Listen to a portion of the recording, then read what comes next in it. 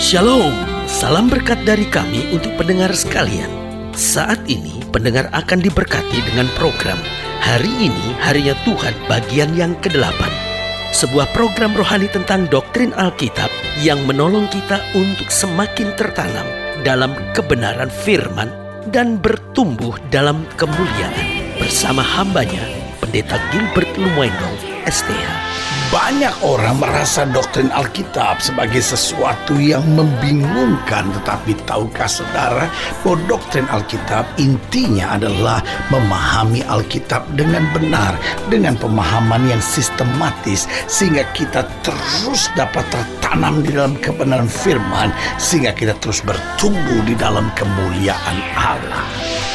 Buka hati saudara sekalian untuk menerima berkat-berkat firman-Nya hari ini. Ada sebuah lagu rohani yang kuno sekali yang berbicara tentang Yerusalem baru. Oh Yerusalem, kota mulia, hatiku rindu ke sana. Tak lama lagi Tuhanku datanglah, bawa aku masuk sana. Saudaraku yang kasih dalam Tuhan, ini bukan sekedar bicara tentang Yerusalem, kota yang sekarang di mana pertikaian banyak terjadi, kota yang menjadi sorotan media dan selalu menjadi sorotan media. Tetapi ini bicara tentang Yerusalem baru. Apa artinya Yerusalem? Yerusalem itu artinya tempat damai sejahtera.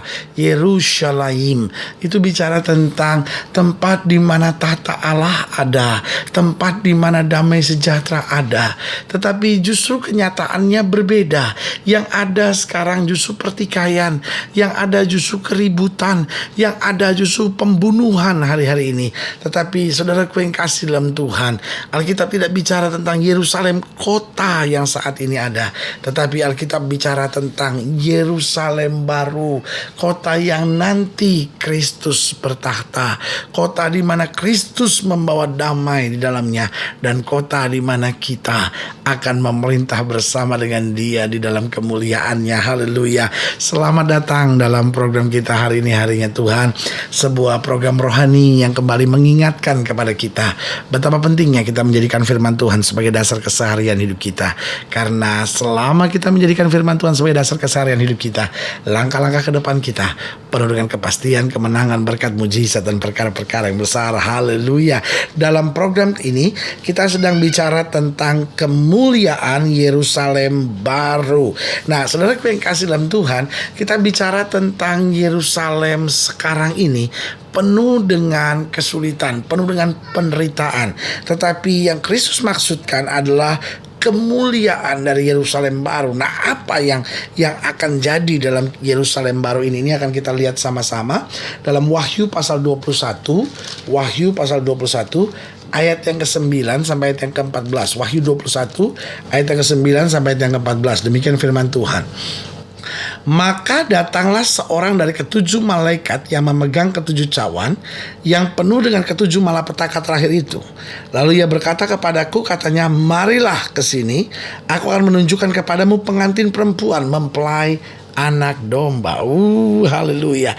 Ada masanya kita lewati cawan murka Allah, ada saatnya kita lewati malapetaka, tapi ada saatnya kita akan memandang kepada Kristus di dalam kemuliaan.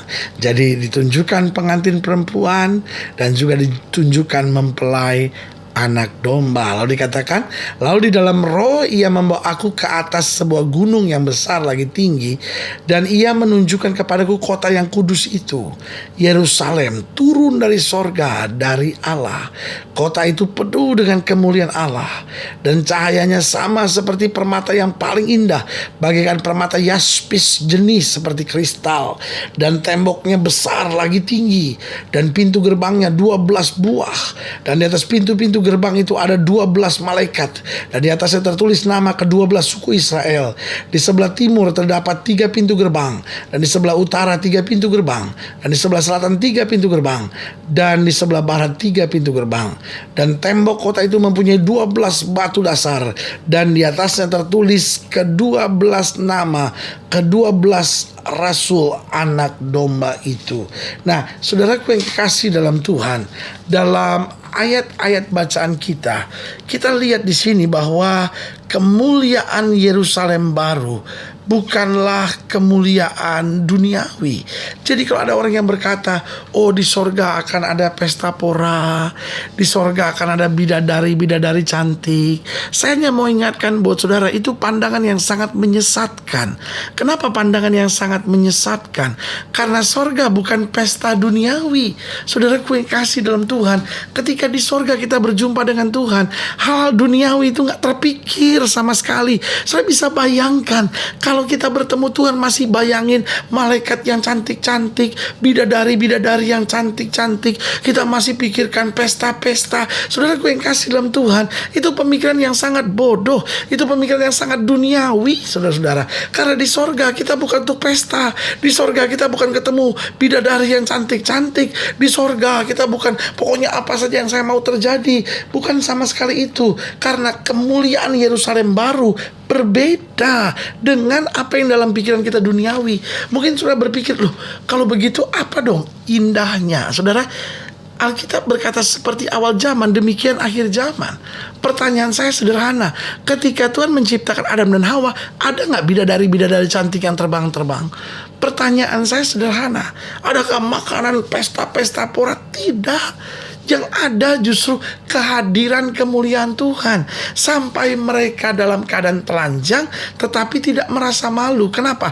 Ditutupi kemuliaan, hidup dalam kemuliaan, dan mengalami kemuliaan Tuhan. Sehingga saudaraku yang kekasih dalam Tuhan, kalau begitu pertanyaannya, apa kemuliaan Yerusalem baru? Apa keindahannya?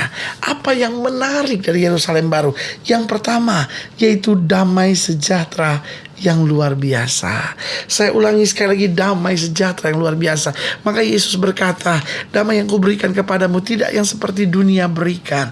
Saudaraku yang kasih dalam Tuhan, dunia dalam masalah berat hari-hari ini. Kenapa? Karena dunia sedang kehilangan damai. Banyak pemimpin-pemimpin sedang kehilangan damai. Banyak orang-orang muda sedang kehilangan damai. Banyak ibu-ibu mendidik anak-anaknya kehilangan damai sejahtera. Sudah bisa bayangkan jika damai mulai hilang dalam rumah kita, maka yang ada hanya bentakan dan makian, kekerasan dan kasaran. Dan saudaraku yang kasih dalam Tuhan, akhirnya apa yang terjadi? Kekecewaan demi kekecewaan terbangun dalam keluarga itu. Sebagai hamba Allah, kembali saya mau ingatkan buat saudara, mari kembali kita hidup dengan damai. Alkitab ajarkan kita, mari kamu yang letih lesu dan berbeban berat, aku akan beri kelegaan kepadamu. Saudaraku yang kekasih dalam Tuhan, damai bukan sebuah keadaan, damai adalah sebuah keputusan. Jangan tunggu sampai situasinya damai baru kita mau hidup damai.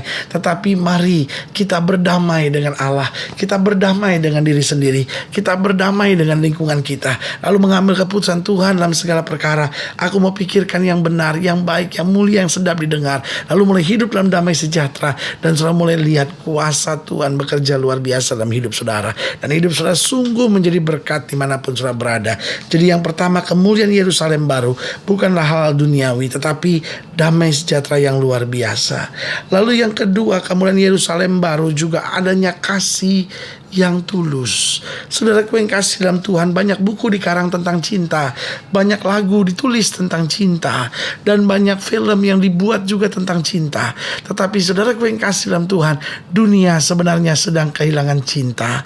Dunia penuh dengan orang yang berbicara tentang cinta, tapi dunia kehilangan orang yang mencintai. Dunia penuh dengan orang-orang yang ingin memenuhi ambisi hawa nafsu dagingnya untuk mendapatkan seorang wanita, untuk mendapatkan seorang pria, atau untuk mendapatkan anak-anak, tetapi tidak lagi untuk saling mencintai.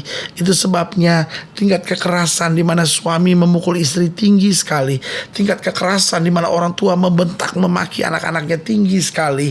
Dan saudaraku yang kasih dalam Tuhan, ini saatnya kita ubah dunia ini dengan apa? Dengan kasih yang tulus. Mulai dari mana? Mulai dari kita. Suami-suami, ayo mengasihi dengan tulus. Istri-istri, ayo mengasihi dengan tulus. Pelayan-pelayan Tuhan dimanapun kita berada, ayo mari kita saling mengasihi. Perbedaan itu biasa, hal-hal yang tidak seperti yang kita harapkan itu biasa, tapi kasih kita harus tetap tulus terpancar dimanapun kita ditempatkan Tuhan. Dan yang ketiga yang saya pelajari, apa kemuliaan Yerusalem baru? Yang ketiga yaitu keindahan dari Yerusalem baru. Alkitab berkata bersinar. Oh, ada keindahan yang luar biasa, sehingga kita sungguh merasakan anugerah, kita merasakan kemuliaan Tuhan, dan kita semua memuji dan memuliakan Dia. Saudaraku yang kekasih dalam Tuhan, hidup memang keras, tantangan memang berat, tapi sebagai hamba Allah saya mau ingatkan, berjuang terus, karena harinya akan tiba. Bukan hanya di muka bumi kita akhirnya mengakhiri dunia ini, tetapi ketika kita mati sekalipun, itu hanyalah pindah alamat untuk masuk ke alam yang kekal. Dan saudaraku yang kasih dalam Tuhan, bagi kita yang menerima Kristus, bagi kita yang hidup benar, bagi kita yang meninggalkan dosa dalam hidup kita, kita akan masuk dalam Yerusalem baru, di mana kemuliaannya yaitu damai sejahtera yang luar biasa, kasih yang tulus, dan keindahan yang kekal. Saudaraku yang kasih dalam Tuhan, jika saudara ingin dilayani lebih jauh, hubungi kami melalui telepon, hubungi kami melalui surat, kunjungi website kami, karena kami ada untuk membawa Bapak Ibu saudara senantiasa lebih dekat pada Tuhan dan mengalami kasih kuasa mujizat yang luar biasa. Haleluya. Secara khusus melalui program ini saya juga mau berdoa buat setiap saudara yang sakit, setiap saudara yang berbeban berat, karena kita percaya bahwa bagi Allah tidak ada perkara yang mustahil. Nah, saudara-saudara yang ingin didoakan secara khusus, boleh taruh tangan kanan saudara di dada dan kita akan berdoa. Mari kita berdoa.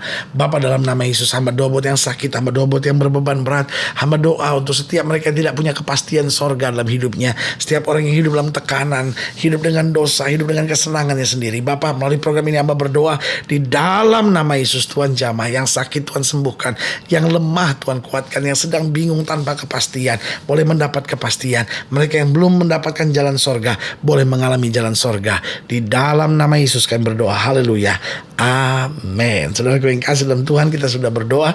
Ingat, Allah tidak pernah gagal. Dia tetap menepati janjinya. Inilah saatnya buat kita untuk bangkit, bersemangat, bersuka cita dalam menghadapi segala perkara, karena kita tahu Yesus mengasihi kita, punya rencana yang indah buat hidup kita. Doa saya menyertai saudara. Sampai berjumpa pada program berikut.